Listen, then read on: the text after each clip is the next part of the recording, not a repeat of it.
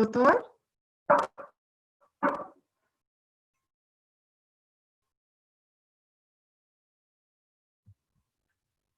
Doutor?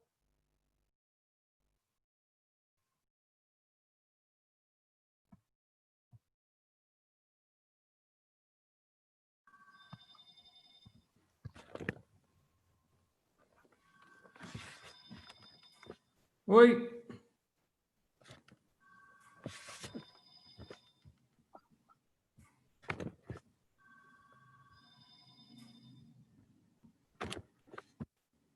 Oi. Olá, doutor.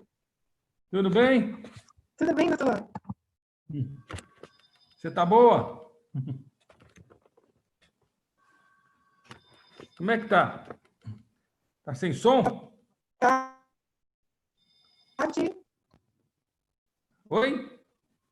Eu não estou Tudo bem ouvindo com o você. senhor aqui de volta? Oi? Não estou te ouvindo, não. Acho que a sua conexão não está...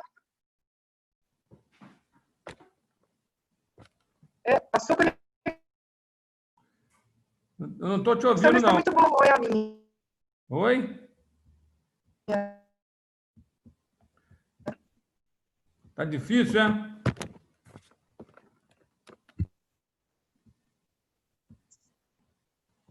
Não está...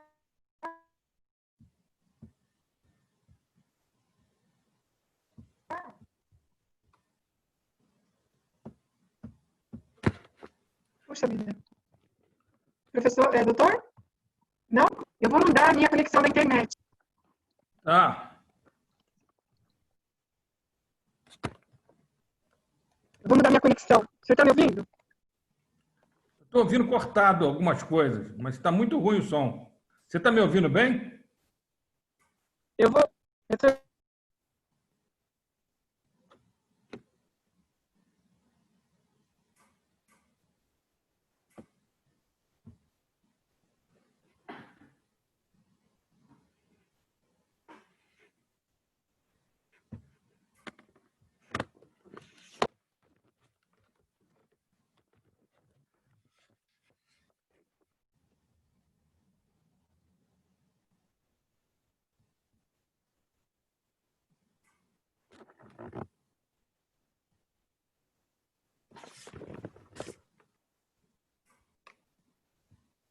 Oi. Apareceu de novo. Você tinha saído. Doutor? Oi. Oi? Você está me ouvindo? Estou ouvindo. Você está me ouvindo? Mudando a minha conexão com a internet. Um minutinho. Melhorou. A fala É, sua agora está melhor. Você está me sim. ouvindo bem? Agora sim. Agora Era a eu estou conexão. parecendo um fantasma, né? Deixa eu mudar assim, senão eu vou estar parecendo um fantasma. Muita luz. É, tá muita luz em cima de você, sim. Tá. Acho que agora talvez melhor, né? Melhorou. Sim. Pois bem, Tá dando para o Zoom bem. agora está melhor, né? Eu Como é fiquei que tá o tempo preocupada. aí? Aqui está muito quente, doutor. Caramba, aqui tá 12 graus. Um frio danado. Aqui está 28 graus. É. Hoje de manhã estava bem frio, estava 12 graus de manhã, mas agora deu uma esquentada assim que nem parece que está no inverno, sabe? Doutor, Fala. o senhor disparou, né, para sua... Eu tentei falar com o senhor há muito tempo Eu antes, estava né? sem WhatsApp. O meu celular caiu no chão, quebrou a frente dele toda. Aí eu encomendei um Puxa, outro iPhone. E quando o iPhone chegou, há 3 ou 4 dias atrás, aí eu fiquei sem WhatsApp, né? Você sabe que o meu chip, que era de um iPhone 7, não serve no mais moderno. Aí eu liguei para a Vivo, eles ficaram de me mandar um chip com meu número. É um negócio complicado isso. Então, só semana que vem que eu acho que eu vou estar com o celular. Aí eu peguei o celular da minha mulher e fiquei usando.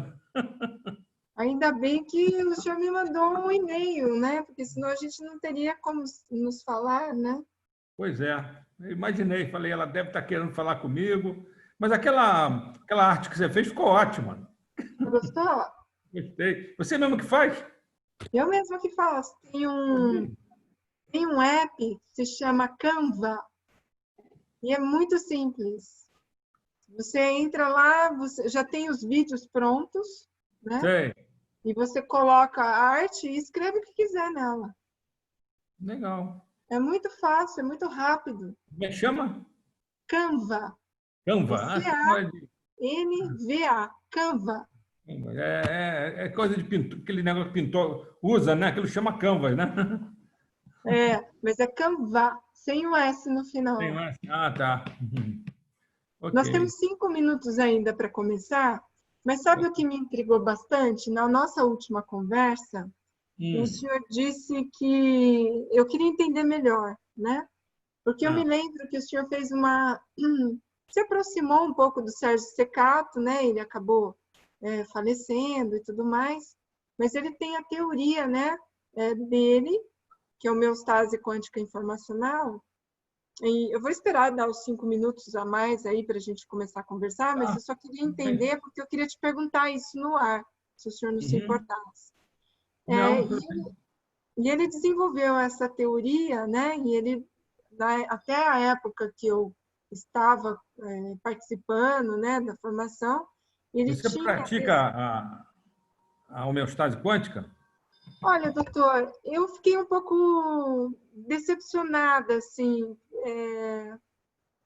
por alguns motivos do que aconteceram lá, mas eu comecei a fazer a formação, eu fui até o final, eu apresentei a minha ideia, mas depois eu resolvi, porque eu sou consultora, né, de desenvolvimento humano dentro das organizações, eu sou coach, né, eu tenho inclusive uma formação em neurocoaching da Filipelli, e eu comecei a utilizar, mas não era muito bem vista ainda dentro das organizações, né? Ah, Dentro das tudo que é novo empresas. assim é Hã? difícil, é. Tudo que é novo assim é muito difícil. O É, Sérgio, ele entrou em contato comigo uma época que ele estava usando aquela minha teoria holoinformacional da consciência, né? isso. E aí ele estava querendo apresentar uma tese de mestrado numa universidade por lá. Nunca conseguiu. Ele procurava as pessoas lá, o pessoal enrolava ele, dizia que era uma coisa interessante e tal, mas nunca o negócio ia para frente. Isso é É. muito comum dentro das universidades. As nossas universidades, elas são muito fechadas dentro do paradigma antigo, cartesiano, newtoniano, Sim, sim. materialista. E qualquer coisa nova que eles não sabem o que é, desafia, vamos dizer assim, o poder do establishment. Na mesma hora, o pessoal começa a botar de lado. Mas o senhor é um desbravador nesse caminho aí, né? Sim, sim, sim. Realmente, eu fui, a minha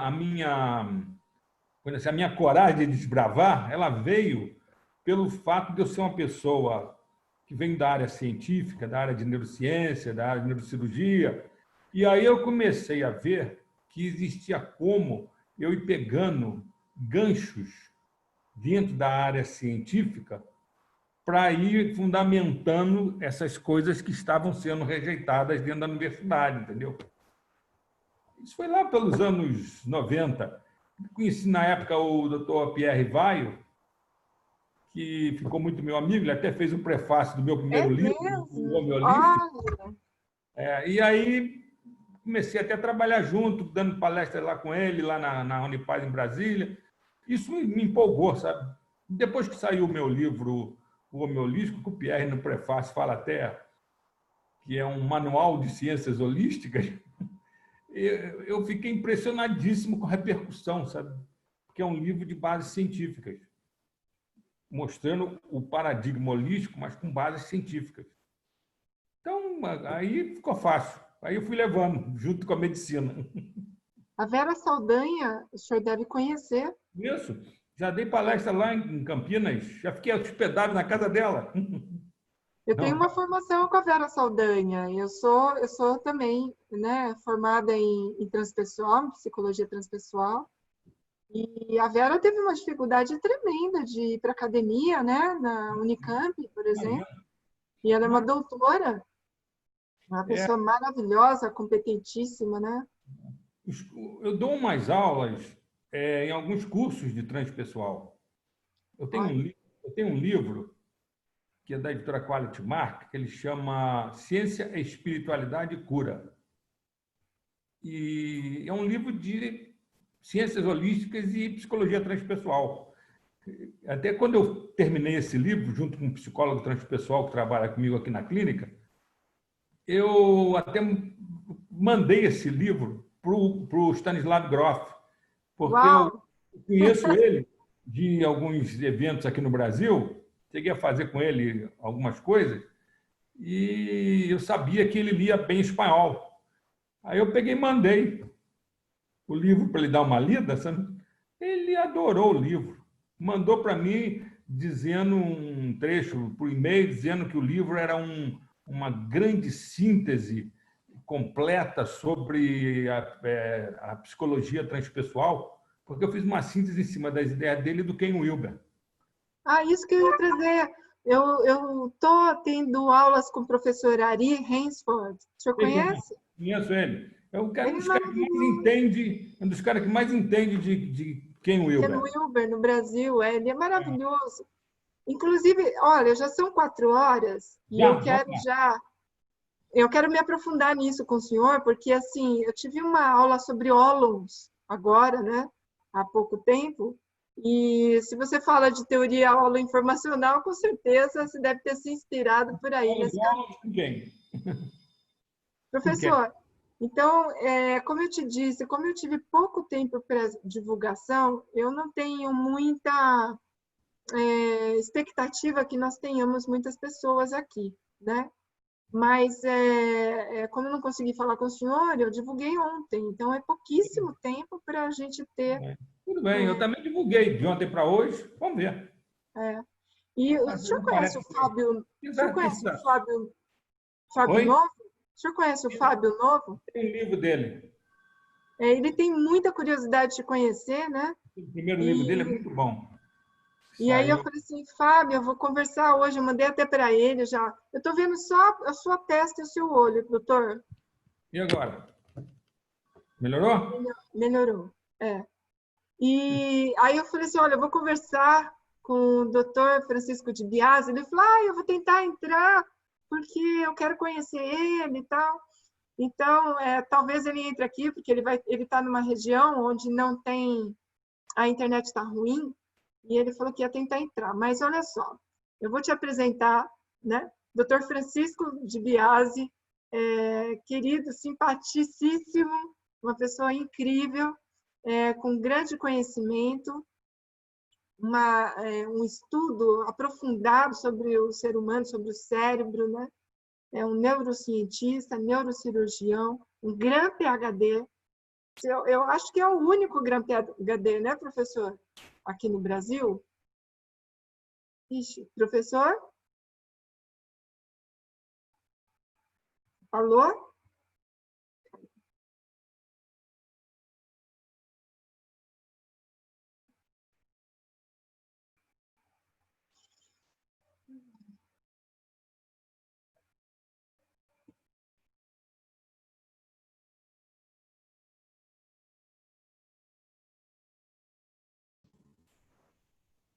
Oi, doutor. Caiu a internet. Caiu e voltou. Que bom que voltou. Então, eu vou começar agora, eu vou te apresentar, né? Eu estava dizendo aqui que o senhor é um mestre, doutor, é o Gran PhD brasileiro, eu acho que é o único, né, professor? Só tem um Gran PhD, o senhor, não é? Quando eu ganhei esse título, eles fizeram questão, foi um pessoal da Bélgica, sabe? Por causa da teoria holoinformacional da consciência. Eles fizeram questão de divulgar na época, assim, the first Grand PhD of South America. Primeiro da Bate América do do Sul. orgulho. De lá para cá, que eu saiba, só teve mais um no México, que não é a América do Sul, né? América do Norte, porque eles pediram que eu participasse do comitê de Gran PhDs que deu o título para o cara do México. Então, isso para a gente é muito orgulho, né? Ter o senhor aqui. E para mim, então, nem se fale que eu estou super feliz de ter o senhor mais uma vez aqui comigo. Daniel, bem-vindo. Eu vou começar a conversar com o senhor e a perguntar a respeito dessa teoria da consciência, né? Eu me lembro quando eu estava assistindo as aulas do Sérgio Secato, ele disse que o senhor foi inspirado no John Archibald Wheeler, né? Nele e no David Bohm e no Dr. Carl Pribban, que virou um grande amigo meu, com quem eu escrevi alguns livros nos Estados Unidos. Aqui no Brasil também tem 2 livros que o Carl Pribban tem capítulo junto comigo. Carl Pribban é um neurocientista, neurocirurgião, indicado para o Prêmio Nobel. Estava indicado, né? Ele há pouco tempo faleceu, com mais de 90 anos. Trabalhava no laboratório dele até morrer. Impressionante. Nossa. E aí, eu me lembro, doutor, eu até tinha escrito ali no outro lugar que eu estava, né? Que eu transferi para cá por conta da internet, que assim, tudo é informação, né? Tudo é informação. Daí a gente vem para a consciência, da consciência vem para a energia, e da energia vira matéria. Certo? Pois não, pode falar. O Sérgio, quando ele elaborou lá a teoria dele, lá da homeostase quântica informacional, ele já pensava em termos mais informacionais. Por isso que ele deu esse nome, né, de homeostase quântica informacional. Opa! Sumiu. Está me ouvindo? Sumiu? Sim, estou. Pronto. E aí ele leu essa minha tese, né? Na verdade, todo mundo fala em teoria, mas na verdade eu gosto de chamar de modelo, porque teoria é um negócio que você precisa ter um monte de experimentos comprovando, né? E dá para você fazer uma síntese, depois até uma antítese daquilo, né? E o Sérgio, você está me vendo bem? Eu estou sim, professor, doutor. Tem uma Patrícia querendo entrar aí, a imagem some toda hora. E aí o Sérgio percebeu que a minha ideia era uma ideia de bases informacionais quânticas, que encaixava perfeitamente com o que ele pensava. Sabe? Ele passou, então, a me usar, e até entrou em contato na época comigo. Eu falei, não, rapaz, pode usar à vontade, para mim divulgar a minha ideia é ótimo, né? E aí ele começou a divulgar nos cursos dele como uma das bases do curso esse meu modelo aula informacional da consciência. Isso aí é o seguinte. Aliás, ele faz até uma coisa no curso dele. Quando eu fui falar lá, um pouco antes de ele morrer, eu fui lá. Foi até a minha oportunidade de conhecê-lo pessoalmente, né? Ele falou que ia juntar pessoas que tinham feito o curso, com mais quem estava fazendo, e que ia fazer um evento comigo. Então, foi um evento ótimo que nós fizemos lá. Fizemos em São Paulo e em Campinas. E, durante esse curso, ele me projeta um slide, que você deve conhecer, que ele projeta sempre, em que ele mostra o Max Planck, com a ideia dele de... Max Planck foi o cara que criou a teoria quântica, né? E, na teoria quântica, ele foi a primeira pessoa que mostrou que a energia não se transmite em forma contínua, em forma de pacote de energia. São os quanta, né? Quanta é quantidade, é o pacote de energia. Ligando, nem sabe, quer saber? Oi? Não, peraí, professor, tem alguém... Eu tô colocando a pessoa no mudo. Pode continuar, professor. E aí ele, então, coloca lá a fórmula que o Planck descobriu, que é uma fórmula de energia relacionada com a frequência das ondas, e uma constante que ele descobriu, que hoje é conhecida como constante de Planck. É igual a HV. E faz os cálculos e tudo mais. Isso. Aí depois ele coloca ao lado o Einstein com a formulazinha dele que mostra que matéria e energia são interconectáveis, né? Intercambiáveis, que matéria é energia condensada, que ela é igual a mc², e que o fator de transformação é constante, matemática de transformação, é o quadrado da velocidade da luz. Também luz é energia, né? Aí ele pega, bota a minha foto do lado e bota lá que tanto a relação de energia com frequência quanto de energia com matéria pode ser entendida da maneira que eu coloco como informação. E hoje não sou só eu que falo disso, não. E deve ter mais ou menos uns 50, talvez um pouco mais, pesquisadores no mundo que estão demonstrando isso. E com uma profundidade assim experimental que eu não tenho, né? Eu falo mais teoricamente sobre isso. Doutor, eu até gostaria de explorar mais a sua teoria. Como o senhor utiliza, né, os conhecimentos do John Archibald Wheeler, onde ele traz que tudo é informação, e você utiliza essa teoria para descrever a sua, quais são as bases de uma forma mais assim palatável para quem não conhece, não tem a metade do seu conhecimento, né? Para que a gente possa ter uma compreensão de como que é essa sua teoria e como que isso impacta na consciência, né? A gente fala de descobrir sobre a consciência, então eu gostaria de te convidar para trazer esse assunto para a gente. O Wheeler, ele é um cara que estudou muito a parte de buracos negros. Aliás, o nome buraco negro parece que foi ele que batizou essas estruturas do universo de buraco negro. Ele começou a demonstrar, através de umas equações lá gravitacionais, que as coisas deveriam ser, no universo, no fundo, por trás, vamos dizer assim, da lei da conservação de matéria e energia, da termodinâmica, no fundo deveria ter informação, que a matéria, a energia, tudo poderia derivar de informação. Não informação no sentido mundano, dessa informação do tipo que nós estamos trocando aqui, de ondas eletromagnéticas.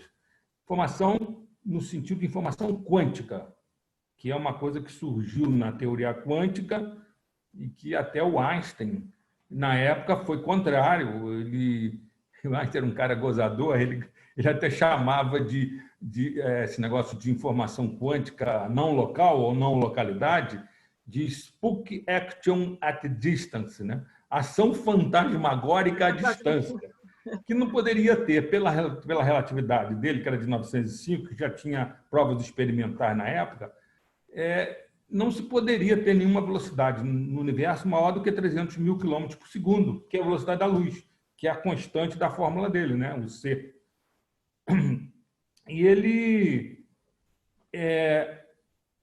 a partir desse desentendimento que ele teve com os fundadores da física quântica, da qual ele também foi um fundador, ele acabou se afastando do pessoal, porque ele dizia que o fato da física quântica ser indeterminística, ser probabilística, era uma demonstração de que ela era incompleta.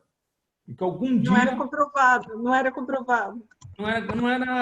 Não, tem comprovações experimentais. Hoje se acha que 60% de toda a tecnologia que existe no mundo moderno, que a gente usa, essa daqui que nós estamos usando, satélite, televisão, ressonância, tomografia, tudo isso existe porque existe física quântica, entendeu? A aplicação tecnológica experimental da física quântica é fantástica. Só que ela é probabilística. Ela não dá nada exato. Ela dá sempre em termos de probabilidade, com base numa equação chamada equação de Schrödinger, que foi um dos pais também da física quântica, e a equação dele dá infinitas probabilidades de um fenômeno ocorrer. Agora, o grande problema da física quântica, que há 100 anos que ninguém consegue resolver direito, é justamente o fato de que essas infinitas probabilidades se transformam numa probabilidade no nosso mundo, manifesto aqui de 3 dimensões, quando a consciência entra na jogada, quando você observa, quando você mede. Você está estudando um fenômeno quântico, tem infinitas probabilidades dele ocorrer. Quando você mede a coisa, observa o fenômeno, aí ele se manifesta. Dá um exemplo, professor, doutor. Quero observar um elétron, né?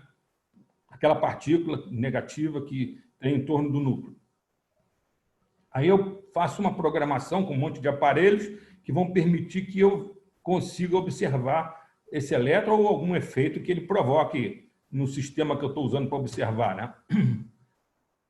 Aí o que ocorre é o seguinte: se a minha mente imaginar que o resultado desse experimento vai ocorrer em forma de onda, aí você vai ver um resultado em forma de onda. Uma das probabilidades da equação de Schrödinger vai se manifestar em forma de onda.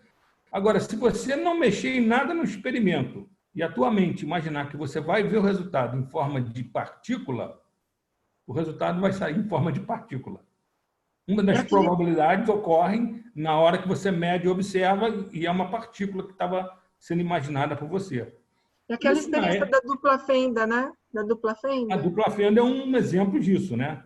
Eu não sei se você sabe que hoje essa experiência da dupla fenda já se conseguiu colocar nano devices, nano aparelhinhos que conseguem observar o que acontece ali naquela fenda microscópica, que o elétron, na hora que chega ali, se transforma em onda e passa em forma de onda, né? Ele não passa em forma de partícula. Quando o elétron, olha que troço louco, sabe, entre aspas, que ele está sendo observado por um sistema, mesmo que seja sistema artificial, ele não se transforma em onda. Ele passa como uma partícula e faz uma impressão num painel que tem por trás da fenda em forma de partícula e não em forma de onda. Então, isso é uma coisa, até hoje, um pouco inexplicável. Fantasmagórica. Ninguém explica isso direito. A maneira que eu vejo... O Einstein tinha um pouco de razão, não é não? Porque é meio fantasmagórico. É um negócio meio fantasmagórico. A maneira que eu vejo, o Wheeler, voltando ao Wheeler, né, que você estava querendo que eu falasse, o Wheeler, ele entendeu uma coisa, lá pelas equações que ele estava desenvolvendo, que é um negócio complicadérrimo. Eu nunca consegui entender essas equações gravitacionais, de buraco negro, essas coisas. Você tem que entender a parte filosófica que eles falam, sabe? Ele mostra o seguinte, que as coisas são... Ele criou um trecho, que eu até cito em vários trabalhos meus, que é conhecido como it from bit. Você conhece? O it, coisa, né? A partir do bit, que é informação. E ele mostra o seguinte, que antes de você detectar o que você está observando, está fazendo experimento, e após também, tudo, na verdade, é informação. Só se transforma numa coisa manifesta no nosso universo na hora que você está observando. Na hora que dá um cliquezinho ali num aparelho que mostra que você detectou alguma coisa. Então, ele criou um conceito que ele chama de universo participativo, em que nós, através da nossa mente, da nossa consciência, participaríamos como co-criadores da realidade por meio de informação quântica. Eu posso chamar o senhor de professor ou chamo de doutor? Eu chamo pode chamar de você, de Francisco, não tem problema nenhum, não. Não se preocupa, não. Então, segundo isso, nós poderíamos ter criado o Covid? Essa pergunta é terrível, hein? Olha, o que eu entendo é o seguinte.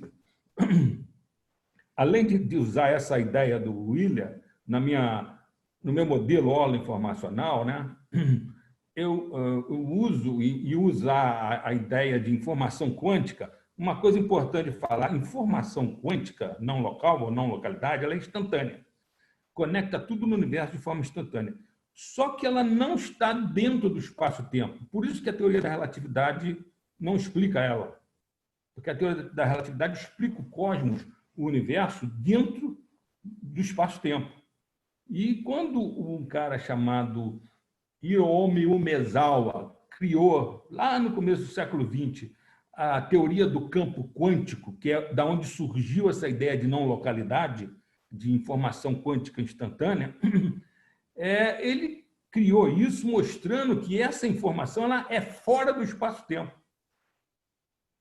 É difícil até para a gente entender isso, né? Se o nosso universo é feito de espaço-tempo, né? Na teoria da relatividade, o Einstein juntou as 3 dimensões espaciais, comprimento, largura e altura, com o tempo e criou o espaço-tempo contínuo. E as equações permitiram ele chegar a E igual a mc ao quadrado e outras coisas, como, por exemplo, a gravitação explicada pela teoria da relatividade, que não é por meio de atração, como é aquela que a gente estudou no colégio, no secundário, no curso, hoje curso médio, né?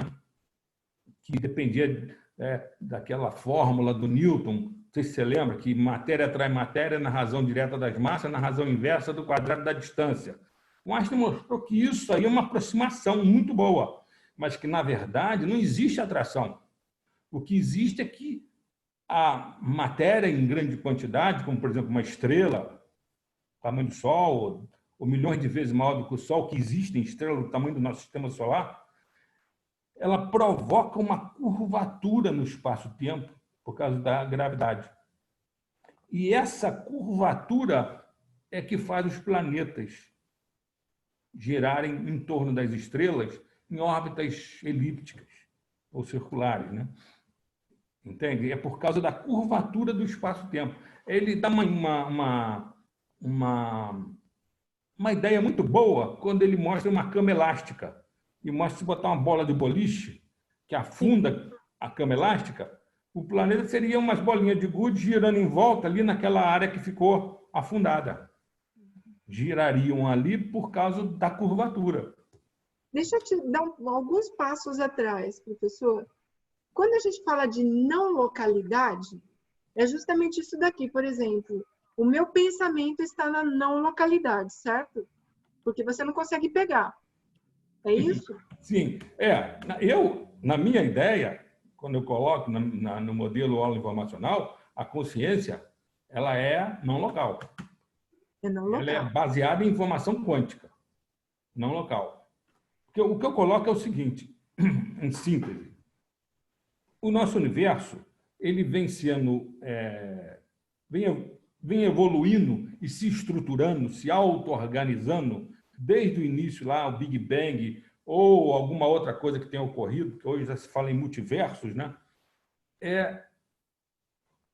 Gerando informação, energia, matéria, vida e consciência. São complexificações cada vez maiores. Cada uma dessas complexificações depende do surgimento de mecanismos de memória, mecanismos que armazenam informação e que dependem de informação quântica. No caso, por exemplo, da cosmosfera, que é o primeiro nível que surge, que vai gerar os planetas, estrelas, as galáxias, né? Esse tipo de organização do universo tem toda a informação armazenada nas estruturas atômico-nucleares. Há um código de informação atômico-nuclear que mantém tudo isso. Isso é a parte mais longa da evolução cosmológica. Depois de uns 10 bilhões de anos de evolução, que as estrelas foram se formando e tal, e as supernovas, como as estrelas envelhecem, gastam todo o seu hidrogênio na fusão, e aí elas sofrem uma implosão, criam nos seus núcleos átomos de carbono, de nitrogênio, de oxigênio, que são as bases fundamentais da vida, e explodem e espalham no universo esses átomos. Em alguns locais privilegiados, como é o caso aqui do nosso planeta, surgem planetas numa distância correta da estrela, que permite a existência de água em forma líquida, e aí esses elementos começam a formar moléculas mais complexas, até que surgem moléculas que a gente chama de macromoléculas, como as macromoléculas de ácido nucleico, a DNA e a RNA, e as macromoléculas de proteínas. Isso corresponde à biosfera, ao surgimento da biosfera, em que a informação está codificada nessas moléculas, nas macromoléculas. No caso do que a gente conhece, é o código genético, de 4 letrinhas. Você deve ter estudado isso, adenina, guanina, timina e citosina, que formam uma sequência de milhões de nucleotídeos, né, de bases nitrogenadas, que correspondem, cada sequência de 3, cada tríade na molécula de DNA, corresponde a um dos 20 aminoácidos que existem na natureza e que são a base das proteínas. E tudo na vida depende de proteína. Você tem cabelo, tem cor de olho, tem pele, tudo porque você tem proteína. Você tem reações metabólicas ocorrendo dentro das suas células. Cada célula, dentro de cada célula, ocorrem milhares e milhares e milhares de reações metabólicas a cada segundo. Essas reações só se processam rapidamente porque existem proteínas chamadas enzimas que catalisam essas reações, aceleram essas reações. Talvez tenha até relação com o que você estava falando do Covid. Você tem proteínas no seu organismo, que são chamadas de imunoglobulinas, que são seus anticorpos. Seu sistema imunológico produz esses anticorpos para proteger você das agressões de vírus, de bactérias, de células cancerígenas, né?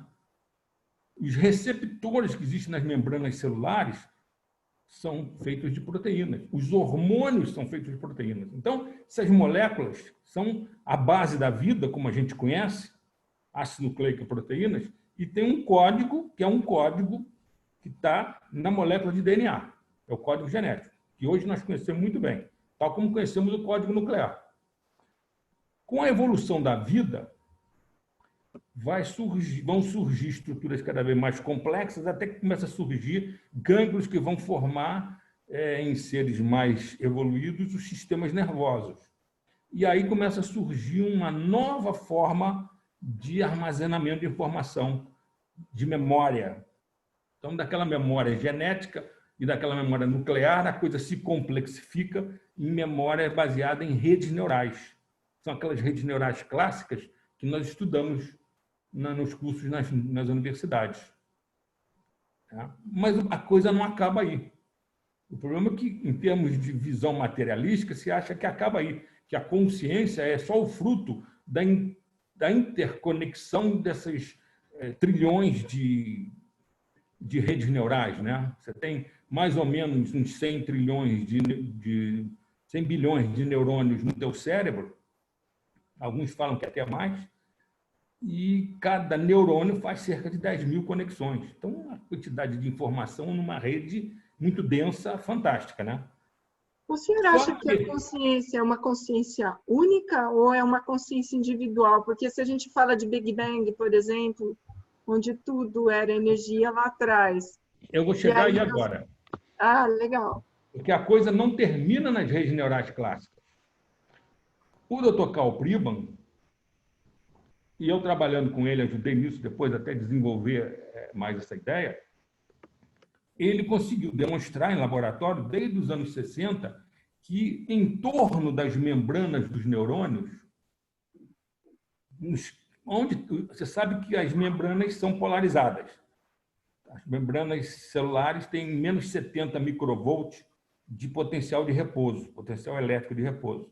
Você deve lembrar, quando estudou eletricidade, que onde existe eletricidade, existe campo magnético, aqueles vetores perpendiculares, que a gente fazia aqueles problemas malucos para vestibular, que ficava louco. Então, a coisa não é só elétrica, é eletromagnética, forma campos eletromagnéticos em torno das membranas dos neurônios. Em camadas horizontais do córtex cerebral, neurônios próximos formam campos que se interpenetram. E essa interpenetração de campos, como o Pribban demonstrou, ocorre da mesma maneira que ocorre a interpenetração de ondas sonoras num piano. O exemplo do piano é ótimo para você entender isso. Se você teclar um piano, 8 teclas, 8 martelos vão bater em 8 cordas. Essas cordas vão vibrar, cada uma com uma vibração diferente que corresponde a uma nota diferente. São ondas sonoras com frequências diferentes. Essas ondas se misturam e formam um padrão de interferência de ondas sonoras, que é a harmonia, a música que nós estamos ouvindo. Ela depende dessa interpenetração de ondas. Isso aí é possível de ser calculado através de uma fórmula, uma equação, que foi desenvolvida no século XVIII por um sujeito chamado Fourier. São as chamadas transformações de Fourier, em que você pega um monte de ondas e mistura essas ondas e consegue calcular, pela fórmula dele, uma resultante. Então, isso você pode calcular, por exemplo, nas ondas sonoras de um piano e ver qual é a resultante que está dando a música que você está ouvindo. O Priban mostrou que isso ocorre com as ondas eletromagnéticas. As equações de Fourier também servem para as ondas eletromagnéticas. E é quando os neurônios próximos interpenetram campos. Acontece que o Denis Gabor ganhou o prêmio Nobel por demonstrar que esse cálculo que você faz das ondas que se misturam para gerar uma resultante pode ser feito ao contrário. Você pode partir da resultante para as ondas iniciais. Então, no caso, por exemplo, isso ocorre, o Priban e o grupo dele demonstraram isso na nossa visão. Quando eu estou olhando, se cada mirada que eu dou eu tivesse que analisar com a retina é feita de neurônios, com os neurônios da retina eu tivesse que analisar todas as formas, todas as cores que estão chegando no meu olho, não haveria neurônio suficiente para uma movimentação normal de visão que você tem na vida do dia a dia. Então, eles conseguiram demonstrar, experimentalmente, que nos neurônios.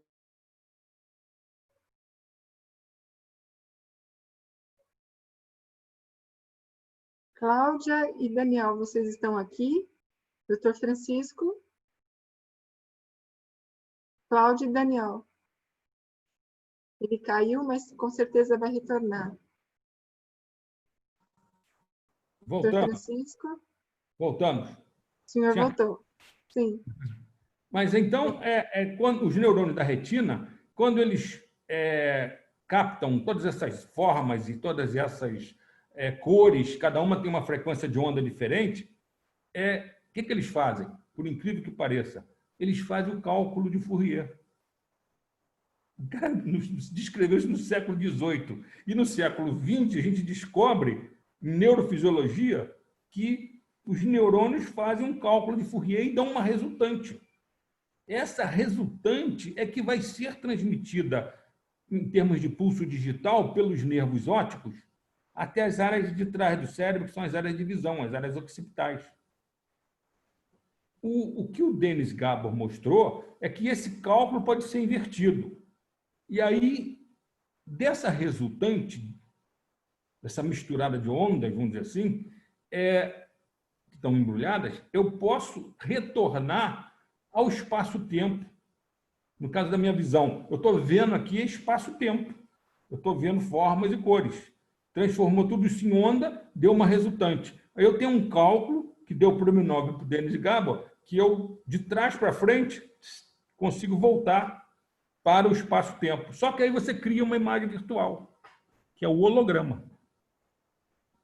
Entendeu? O holograma é feito a partir de um cálculo inverso das equações de Fourier e é uma coisa baseada em interpenetração de ondas.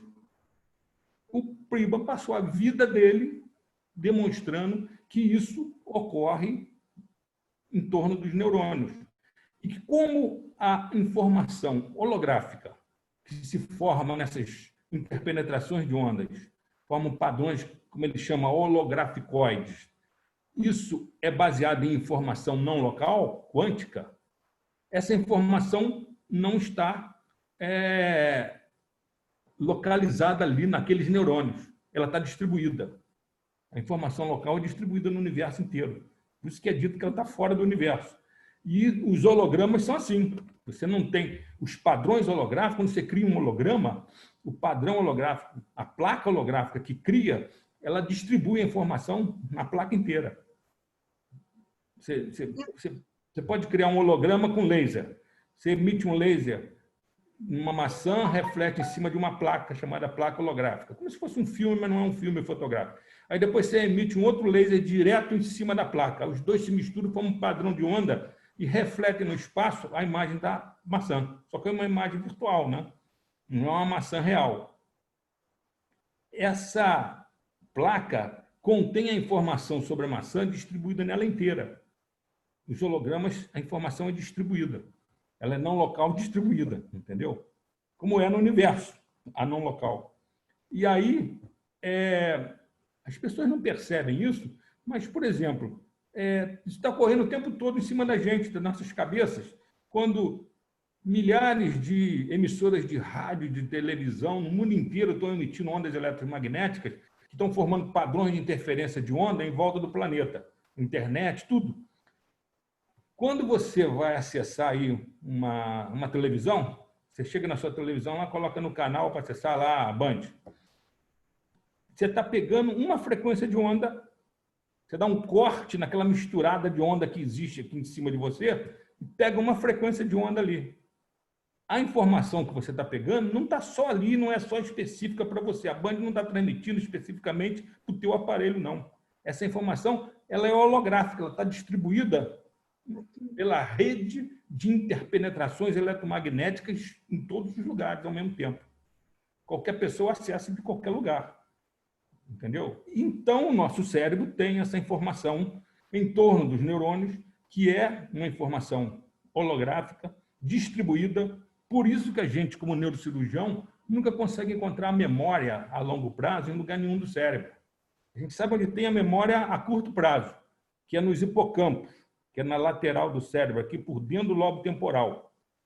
É onde começa a doença de Alzheimer. Os hipocampos começam a atrofiar, a pessoa começa a perder a memória recente. Mas a memória a longo prazo, aquela consolidada, que sai da interação do hipocampo com o córtex, não se encontra em lugar nenhum. A gente, às vezes, lesa o cérebro para tirar um tumor do tamanho de um limão, um meningioma, por exemplo, um tumor benigno. Aí, quando você tira aquilo ali, fica um buraco na cabeça da pessoa, mas ela não perde a memória a longo prazo. Pode, se tiver ali uma área relacionada com motricidade, pode ser até que afete um pouco o movimento da pessoa, mas a memória persiste. Ela é capaz de, se ela tiver com a movimentação normal, ela é capaz de entrar num automóvel e dirigir perfeitamente com a memória que existe consolidada nela sobre como passa a marcha, como é que se dirige. Entende? Bom, então isso para mostrar o que é a parte holográfica. O grande insight que eu tive para criar essa teoria holoinformacional foi o seguinte: estudando o Priban, entrei em contato com ele, escrevi uns trabalhos com ele, tem vários livros nos Estados Unidos que eu tenho capítulos junto com ele, eu percebi que existia também uma teoria quântica holográfica, que é a teoria do David Bohm, que é completamente diferente da teoria clássica do Schrödinger, do Bohr e do Heisenberg, que foram os pais da física quântica. Essa teoria do Bohm, ela é determinística, ela não é probabilística, o que permite até, segundo o Bohm, que ela seja compatível com a teoria da relatividade do Einstein, que é determinística, como é a física clássica também, né? Não é probabilística. E nessa teoria quântico-holográfica, o Bohm mostrou, e ela dá os mesmos resultados que a teoria ortodoxa lá do Bohr, do Schrödinger e do Heisenberg, ela tem os mesmos resultados, só que ela é determinística. E o Bohm mostra que ela é uma teoria que, por ser holográfica, ele pegou as equações holográficas da física holográfica do Dennis Gabor e aplicou na equação do Schrödinger. E resultou um universo com duas ordens. Uma ordem implícita, você já ouviu falar, ou oculta, de frequências de onda, a qual nós não temos um acesso direto, a não ser quando nós estamos em estados alterados de consciência, e uma ordem manifesta, que é o nosso universo manifesto, e que ficam se interconectando continuamente, de uma forma instantânea, por uma informação não local, instantânea, que ele chamou de holomovimento.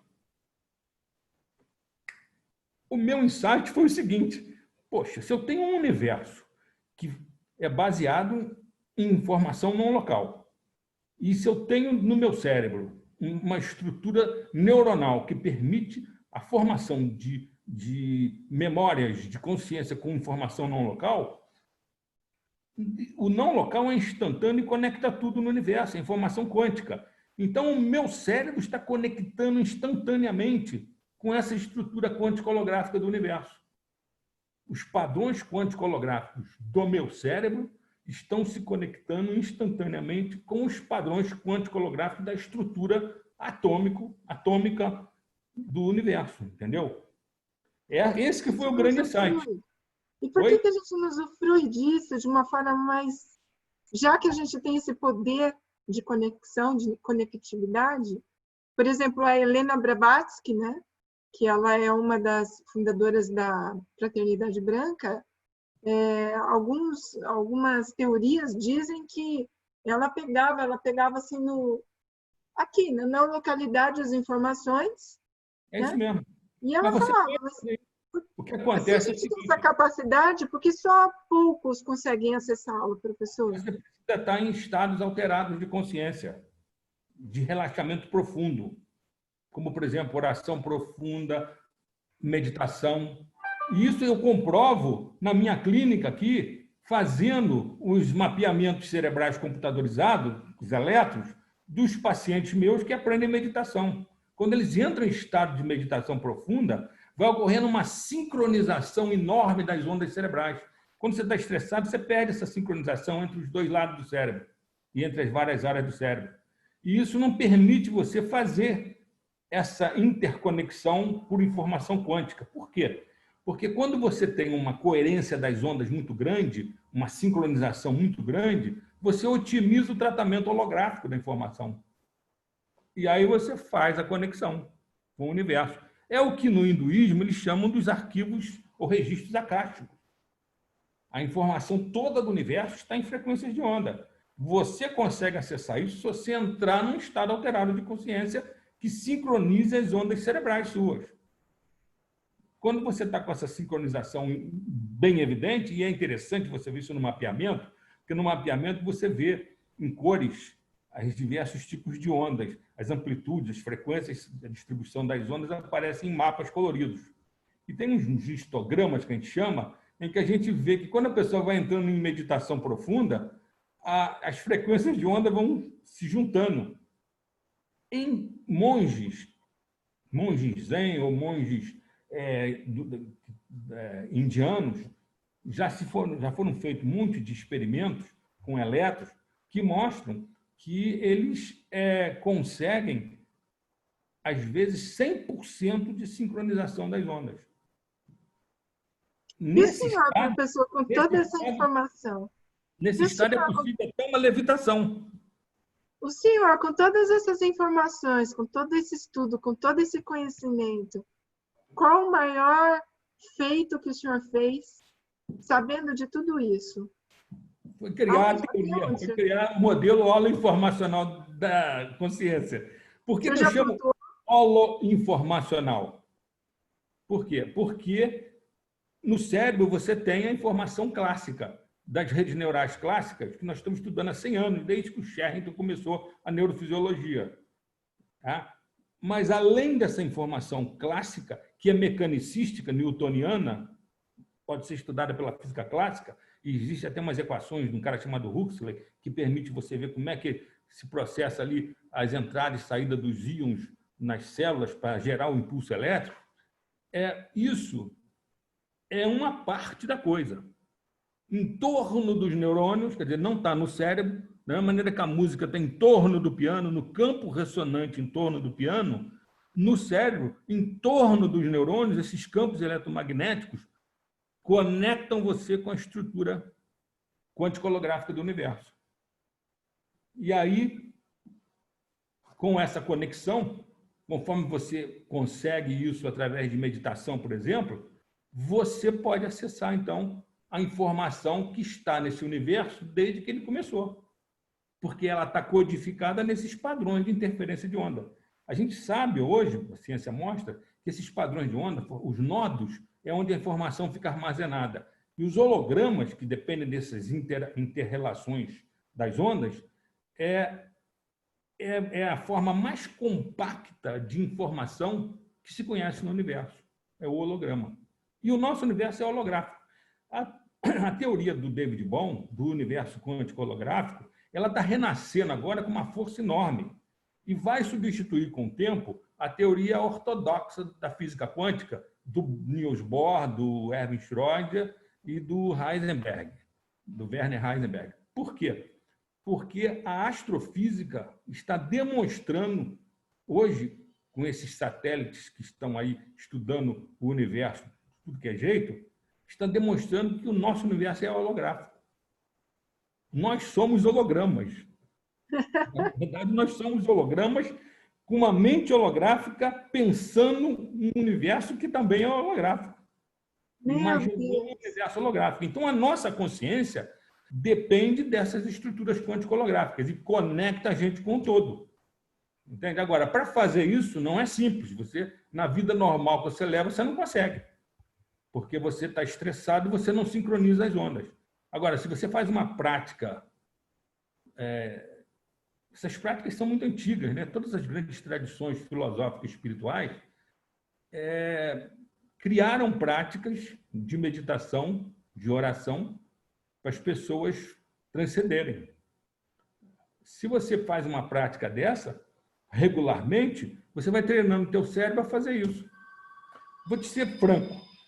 Eu comecei nos anos 90, depois que eu escrevi O Homem Holístico, nos anos 90, e eu descobri, estudando as tradições espirituais, que precisava de uma prática dessa para o meu cérebro sincronizar, eu comecei a praticar meditação transcendental lá nos anos 90, começo dos anos 90, e comecei a praticar Tai Chi Chuan. Eu pratico regularmente, diariamente, desde os anos 90 até hoje, meditação transcendental e Tai Chi Chuan. Eu acredito que foi isso que permitiu que eu tivesse todo esse conhecimento, vamos dizer assim, acessasse todo esse conhecimento. Eu consegui, de lá para cá, já escrever 24 livros, desde nos Estados Unidos, já publiquei mais de 110 trabalhos científicos nas revistas internacionais, já fui citado mais de 230 vezes por autores internacionais, em revistas internacionais científicas, por causa dessa ideia, desse insight da teoria holoinformacional. Como eu estava explicando, no cérebro você tem a informação clássica, de redes neurais clássicas, e tem também a informação holográfica, que vai te conectar com a informação quântico-holográfica do universo. Então, informação mecanicística, clássica, mais informação quântica, te conectando com a informação quântica do universo, eu chamo de holoinformação. Holo quer dizer totalidade, né? Total, integral, porque eu estou juntando aí uma concepção que inclui a informação clássica, de redes neurais clássicas, mecanicística, com a informação moderna, onde assim que a física quântica permitiu entender, da informação quântica não local, que o cérebro usa as duas. Então, não é só informação no sentido clássico do Shannon, aquele engenheiro que criou as fórmulas relacionadas com a teoria da informação clássica, né? Que é uma teoria das comunicações. É uma coisa mais avançada. Na verdade, só houve uma sistematização boa do que é informação quântica quando, nos anos 90, um físico quântico chamado Zurek juntou um grupo lá no Instituto Santa Fé, no Novo México, e criaram a teoria da informação quântica.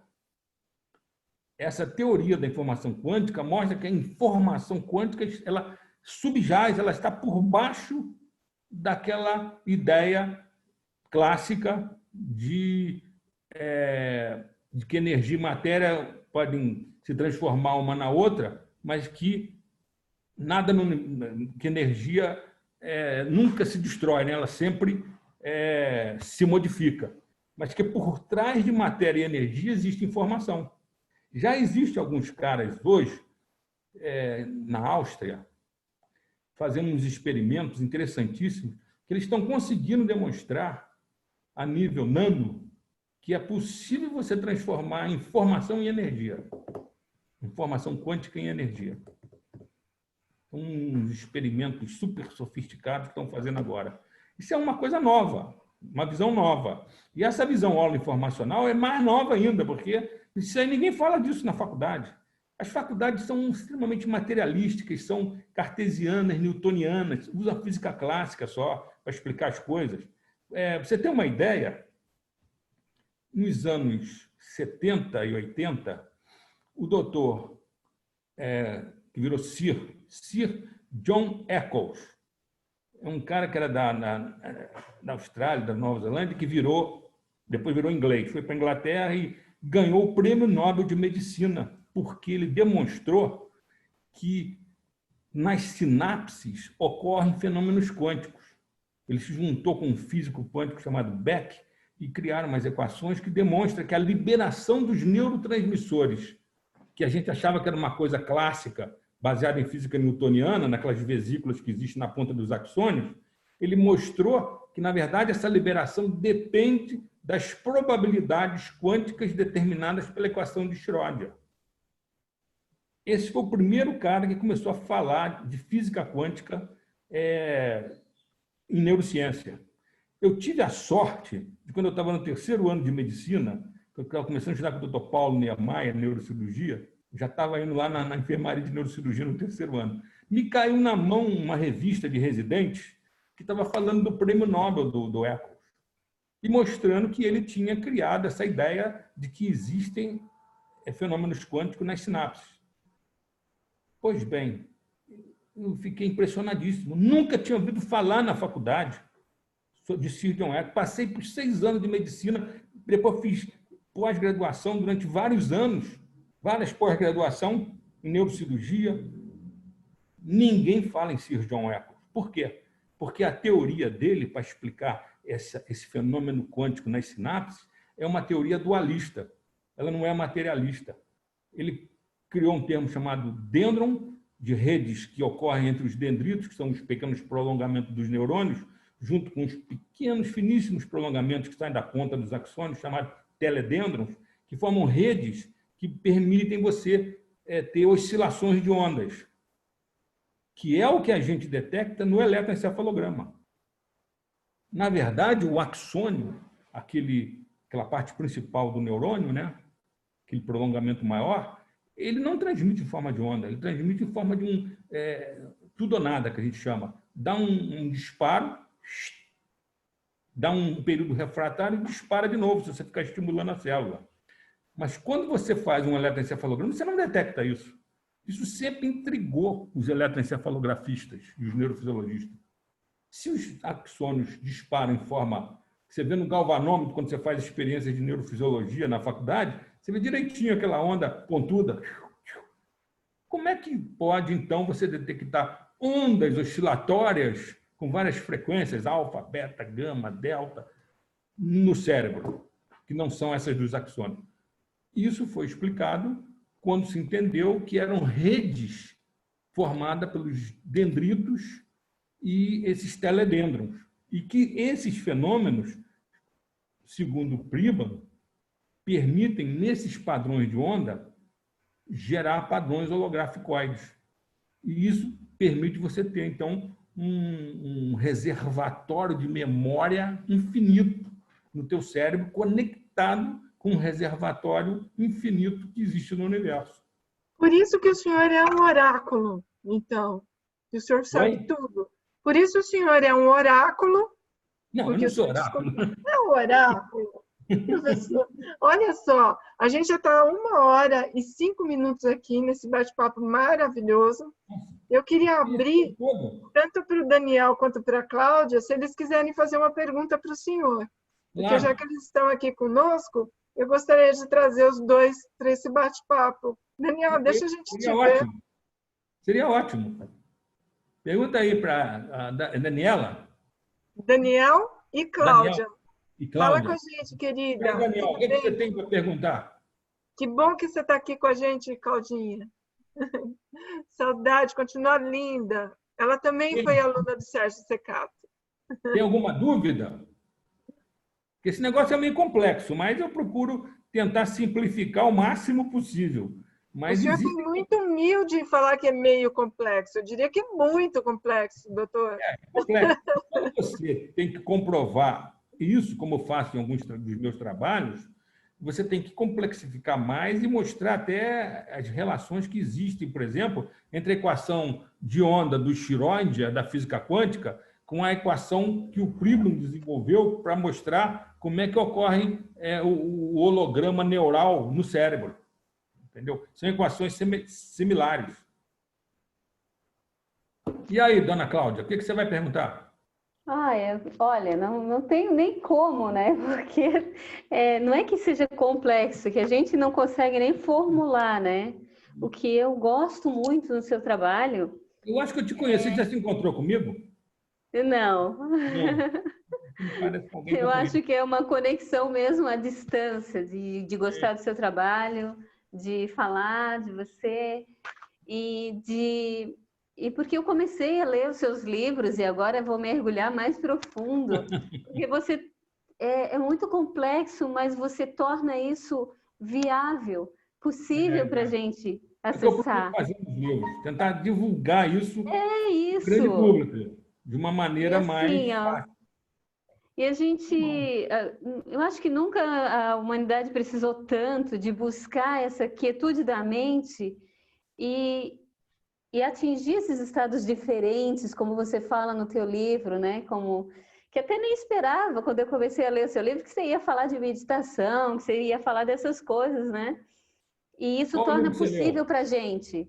Você leu qual livro? O Caminho da Cura, O Homem Holístico, Então, eu Evolução estava da até procurando Consciência? aqui, porque eu tenho mais de um aqui, né, da época já que eu estava estudando com o professor Sérgio. Então, eu estava até procurando aqui para poder te dizer qual é o título que eu iniciei a ler. Mas que você estava falando exatamente isso, da oração, dos estados alterados que propiciam a gente conseguir se conectar.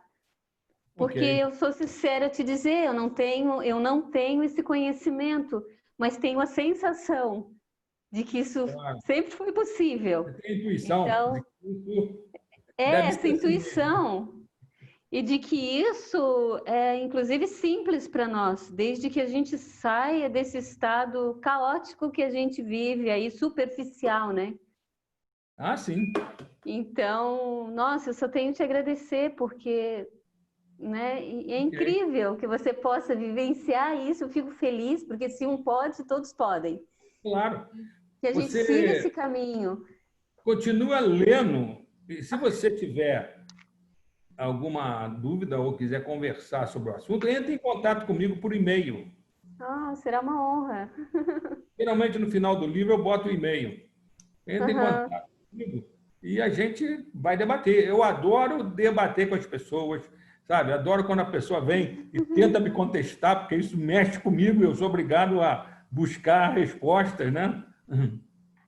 Eu queria ouvir Eu o ainda vou Daniel ficar por também. um longo tempo, imagino, só no partilhar, né? Porque quem sou eu para contestar? Eu teria que aprofundar, né? Tá Mas bom. só o de poder receber isso e, embora seja complicado, a gente percebe que, como é que eu vou te dizer? Parece simples, porque assim é tão, você torna viável, você torna possível, é muito legal isso. Eu Alô. queria ouvir o Obrigado. Daniel também. Daniel, você quer Daniel, fazer alguma pergunta? A gente está quase finalizando aqui, que já tem 1h10 que nós estamos tem conversando. tempo Olha, para eu espero que isso fique gravado, porque eu Você quero está gravando? estudar de novo. Estou sim, estou Você está gravando. Eu gravando? quero Sim. disponibiliza para a gente estudar aí. Beleza. Você falou de tanta coisa É verdade. Nem que deu imaginei que eu falei vontade de mais de uma correr hora. atrás. Bom, como o Daniel ainda não se pronunciou, eu quero agradecer ao senhor, doutor, Ok. por Deu para estar aqui entender o conosco. Willer? O John Como? Wheeler? Deu para entender o John Wheeler que, na verdade, Sim, ele fala que tudo é informação. sim. Sim, deu. A coisa não existe antes de você detectar e nem depois. Só na hora que você detecta uma informação é que aí a realidade existe. Agora, Não. eu faço uma transposição disso para a teoria do David Bohm.